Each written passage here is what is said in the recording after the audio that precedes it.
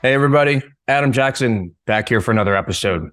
If case is your first time listening or watching, I'm a software engineer by training, four-time venture-backed entrepreneur, investor, angel investor in lots of different tech companies, co-founded a crypto asset hedge fund called Cambrien.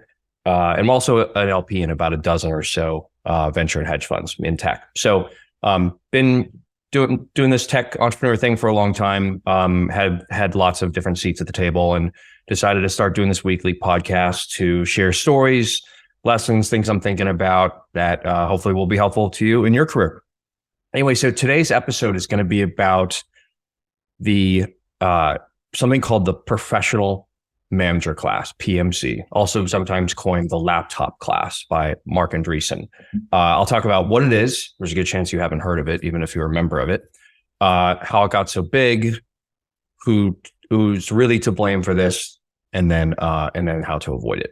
So before we get started, quick reminder, would be super grateful if you liked, subscribed, wrote us a nice review, all that stuff. Not doing this one for ad revenue, just trying to get interesting stories out there and help folks build. So first of all, what is the professional managerial class or the laptop class? So these are folks typically in tech companies that specifically just manage other people. So they're, not the coders or the people who, build the marketing campaigns, or, the folks who run the finances or the operations of the business. These are like pure managers. And they may have previously done something creative, but now they are there to manage other people and grow and manage orgs. And they're one of their main KPIs is headcount. How much headcount do you manage? You hear people brag about this all the time. This is kind of a phenomenon, in the last maybe 20 years in Silicon Valley, is like, people's main sense of value in their career to the company is how many people are in their work, how many people do they manage. And this has always driven me crazy. This is like, so antithetical to, building a software company where, the software should do the work and build value instead of adding more people. So, I mean, how did we get here, right? I mean, so, that the venture capital asset class has grown really substantially over the last few decades, and that money needs to get deployed. And good companies that are, growing and just, creating economic, enterprise value through technology-based disruption, they get deployed more and more dollars. And it's very easy for a management team to just take those dollars, keep building, keep deploying. And what happens is the founders, hire very capable managers, typically, so the founders can go about, creatively, problem solving and disrupting the industry they're in. I know that's the way I am. I don't particularly enjoy managing people. So you hire other managers, and then those managers hire others, and then before you know it, you've got, C-levels and executive VPs, senior VPs, senior directors, and this stack of just management. And we all know, I mean, everything just slows down with every layer, with every new department, new person. The company just slows down, and burn goes way up. And this is how you end up with companies, big tech companies that have that grow their headcount linearly with revenue. I've never understood why that has to be the case. And my point here is it doesn't, right? So, if you want to learn more about like the story behind this and how it came about and whatever, like just Google professional managerial class, you'll see great articles from people like Mark Andreessen or Eric Thornburg that go into the depths here. So what's interesting is when the economy pulls back, like we're in right now, and revenue slows, growth slows, companies have to, either raise more money because they're generally not generating cash, sadly. They have to, either raise more money, which is punitive in environments like this, or they have to cut burn. And so what happens? They do big layoffs, like we're seeing now, hundreds of thousands of people being laid off in the last few quarters. And it's typically the PMC that are the first to go. And so, and then you hear, VCs kind of pontificating on podcasts like, these companies should have never been so bloated to begin with. And, these people who come to work every day and just manage other people, like, what's wrong with them? And I think it's intensely unfair to blame the PMC for the existence of the PMC. This is poor corporate governance, poor discipline around cost, and that rolls up to the C level and to the board eventually, right? So, I think that there's a few ways. Part of this isn't just like the reason I felt compelled to make this episode is to talk about kind of cultural changes you can make, or when you start a company, like that you can have from the get go that will help you avoid this phenomenon. And it's hard. I mean, as a founder, I've succumbed to this. My last company where I really I kind of believed that you just had to keep hiring these managers who manage other people, and I felt the slowdown, but I wasn't really sure what to do about it. There was back in 2012, 13, 14, there's so much venture pouring in, and everyone had to be in the office, and it was really it wasn't easy to control costs, and I wasn't able to think independently at the time about it. And then when I co-founded Braintrust, and I run one of the companies that is one of the core development teams, core contributing teams to the network. It's now a big network where lots of people who we don't know contribute to it permissionlessly. But before we had that advantage, part of the culture I just tried to build was, and still is, you set a hard cap on headcount. So, everything that grows well is constrained somehow, right? Usually it's not. I mean, when you're a seed stage startup, it should be, you're financially constrained. So, you have to really think about each hire. But then when you are successful and find product market fit and raise a lot of money, usually you're not financially constrained anymore. So you need a different constraint. Otherwise, you're going to grow out of control headcount wise. Things are going to slow way down. No one will actually be culpable for anything. I mean, it's a mess, right? We've all seen this happen. And so we decided early on when we were building Braintrust that our core team would hard cap the employee count around 50.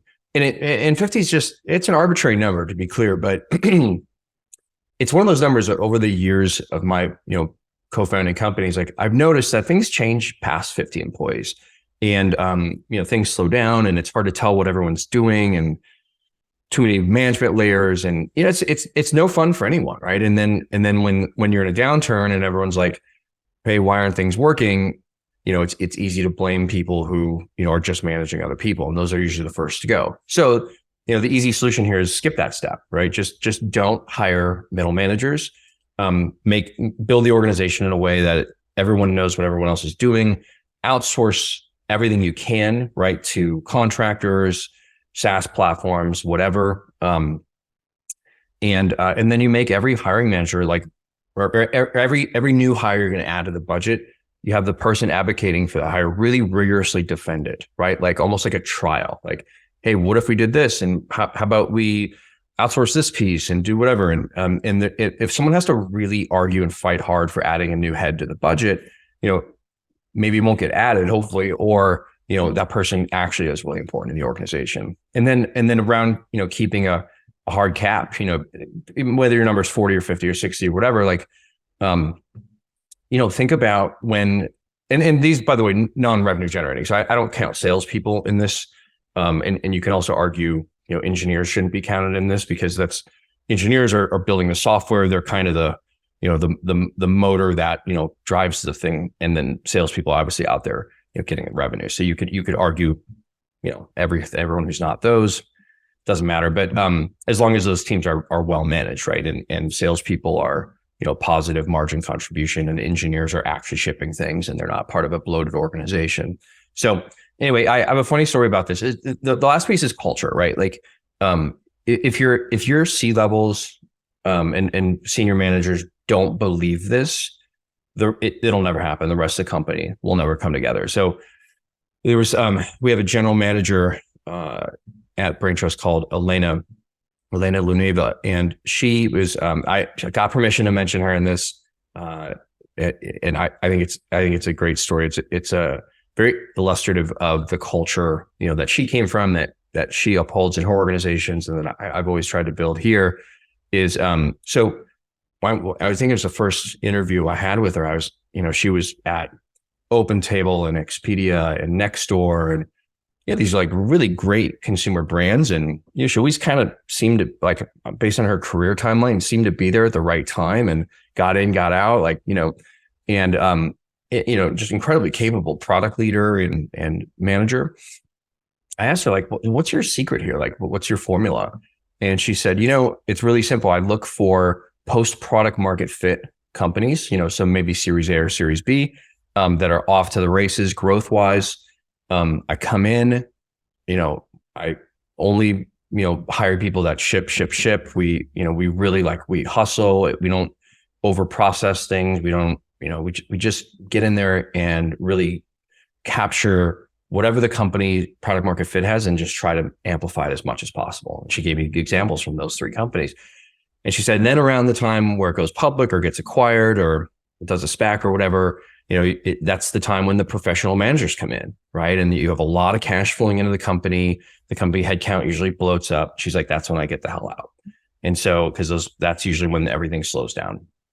And so, so that's why she was joining Braintrust at right around our Series B, because it was exactly that formula. And she's, continued to build out the organization in a way where, she's got a dozen or so folks working for her that, could have been 50 or 60 by now, if she didn't have that culture built in. So if you look for that in your C-levels and managers from the start, this gets a lot easier.